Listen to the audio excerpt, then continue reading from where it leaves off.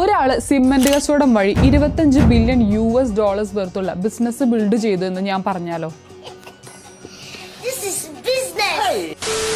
സംഭവം നൈജീരിയയിലെ business ഫാമിലിയിലൊക്കെ ജനിച്ചെങ്കിലും ഡാങ്കോട്ടിക്ക് readymade ആയിട്ടുള്ള Empire ഒന്നും ഫാമിലി വൈസ് ലഭിച്ചിരുന്നില്ല.